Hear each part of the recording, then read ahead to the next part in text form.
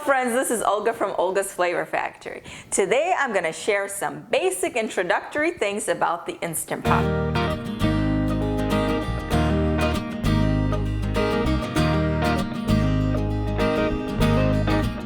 I bought this about 2 years ago and it was a big sale on Black Friday.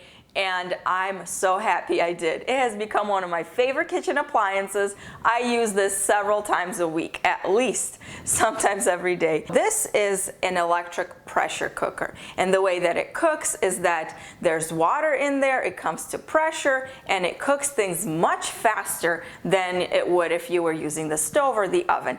And that is one of the best things about it. So the way it works is you add your food and you always need to use some liquid. As a general rule of thumb, at least 1 cup, and as the liquid comes to pressure, the pressure cooker will seal, and that's how it cooks the food. Today I'm going to demonstrate for you guys how to cook one of my favorite things and one of the easiest things in the Instant Pot, hard-boiled eggs. And while I'm doing it, I'll show you some of the basics. So the Instant Pot opens like this.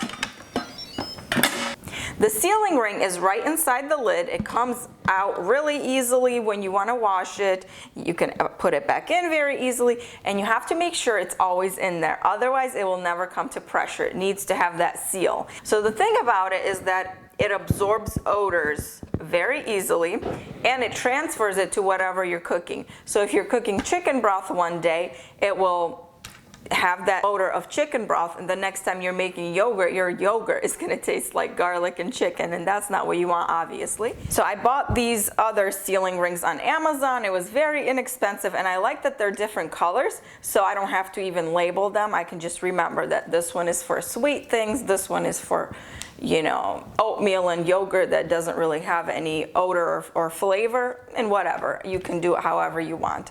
So like I said, this is very convenient to have.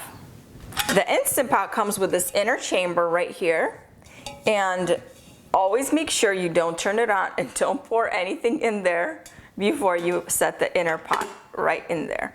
And it's stainless steel, so it's a nice material, and I've had it for 2 years and it still looks really nice. There's also measurements right here, so you can see how many cups are in there, and there's a max line, so you want to make sure you don't go over that line. Your Instant Pot will also come with this steaming rack, and you can just put this in the bottom of the inner chamber, and then you can put the food on top of that, and then the liquid is underneath if you don't want it to be right in the water or the broth or whatever you're using. And then it's convenient to pull it out like this with these handles. I also had this steaming basket. Now this does not come with your Instant Pot. This is something I had separately, and I really like it. It fits perfectly in the Instant Pot, just like this, and it is so perfect for like when I'm cooking potatoes. I have the 6-quart Instant Pot, and this one has lots of different options, but I only use a few of them, and I'm going to show you which ones they are. One of my favorites is the saute option. You turn this on, and then it's going to heat up the bottom of the Instant Pot, and you can basically saute things right in there. You can brown meat, you can saute vegetables, so I love that you can do all of those things right inside. You don't need to use a separate skillet or anything. That's one of my favorite things about the Instant Pot. Then you have this adjust button, and you can adjust if you want the heat to be less or more. And you can also adjust if you want it to be low pressure or high pressure. That's what the adjust button does. So we're going to turn this off, and this is the button you use to turn it off. Then the other button that I use in the other function is yogurt. I love this. I make yogurt in here. It works so well. I also use this option for ricotta cheese or farmer's cheese. This is great. So I have a recipe on my website. You can look it up if you want to. The other setting that I use all the time is manual. That's basically what I use all the time. I don't use any of the rest of these buttons. I don't use rice or porridge or steam or soup. Nope, I just use the manual. And you can, like I said, adjust the time. You can adjust the pressure, either low or high. I always do high pressure. And then you can adjust how much time you want it to cook. With the manual, I feel like you have a lot more control. So that's the one I use for almost everything. Normally, I like to cook things in the Instant Pot that take a long time, longer than if I was gonna do it on the stove, because obviously what's the point? But the only exception I have is if it tastes better or turns out better if you do it in the Instant Pot, and eggs are one of those. When you make them for the first time in the Instant Pot, you're gonna be amazed about how easily they peel after they're cooked. It's amazing, and they're so tender, they're not overcooked or rubbery. If you don't have one of these steaming baskets like I do, that's not a problem. Just use the one that comes with your Instant Pot, this steaming rack. So just put it in there, pour in 1 cup of water or 1.5 cups, it doesn't really matter. And then add your eggs. You don't even have to put them all in one layer. You can put them on top of each other. Now I'm gonna use the steaming basket because it's much easier for eggs to take them out later.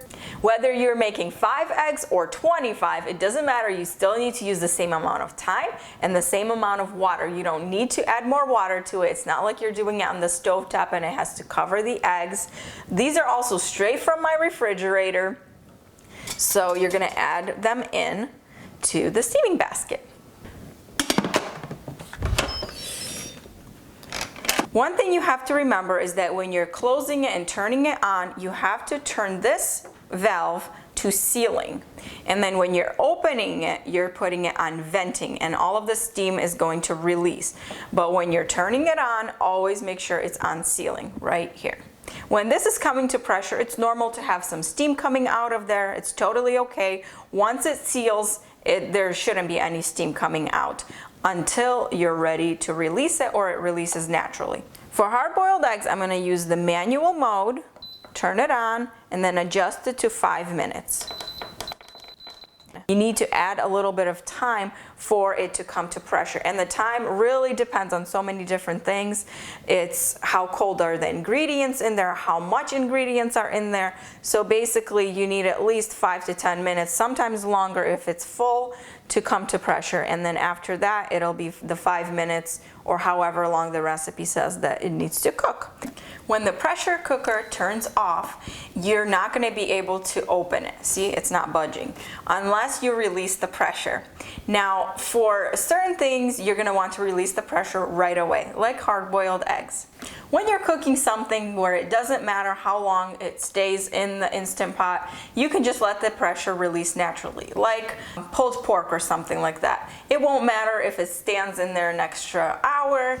It's going to keep warm, the pressure will release naturally, and then you can open the lid. But you also have to remember that even though the pressure cooker is off, it's still really hot in there, so whatever you're cooking will still continue to cook. So if you don't release the pressure right now on these eggs, they're going to continue to cook. They will overcook and become too hard. So this is the case where you want to manually release the pressure, and that just means you're going to turn the sealing to venting, and all of the pressure is going to come out. So be really careful when doing this, and I always use a towel. So I cover it with a towel when I'm going to be turning the valve to release the pressure, but I also step away from it so it doesn't hit me in the face on accident for some reason, and I make sure my kids aren't around anywhere either. So right now it's turned to sealing because it sealed when we were cooking it, but we're going to turn it to venting. So I'm going to cover it with this towel and turn, and there it goes.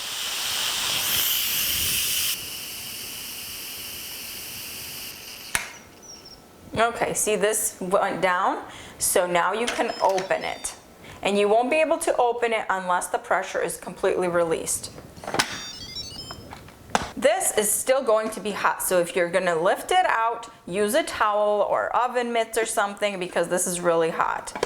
Or you can take out the steaming basket like this and take it to the sink or whatever. What I usually do for hard-boiled eggs is I bring it over to the sink and fill it up with cold water, and if I have ice, fill it with ice too, so the eggs cool off quickly. So here's the best part, like I said, about hard-boiled eggs in the Instant Pot. The skin just slides right off. It's amazing, really. And then if you want to make it even easier, you can stick it in the water and it'll come off even easier. Look at how smooth the egg is. It's perfect. Look, this whole thing came off. The eggshells come off so smoothly. You're just gonna have to try it yourself. The eggs are so nice and tender. I'll show you how they look on the inside. Perfect. This is why I really love making hard-boiled eggs in the Instant Pot. It's easy and it has these smooth, perfect eggs. Perfect for deviled eggs, perfect for salads, perfect for snacks. I hope this video was helpful for you to give you some of the basics of the Instant Pot. If you have any questions about the Instant Pot, you can leave it in the comments. I'll try to answer it if I can. And if you have any recipe requests for the Instant Pot, let me know as well, and I'll see if I can share some recipes with you too. Get out your Instant Pot and give it a try. I think you're gonna love it, and it's gonna be a really helpful tool for you in the kitchen.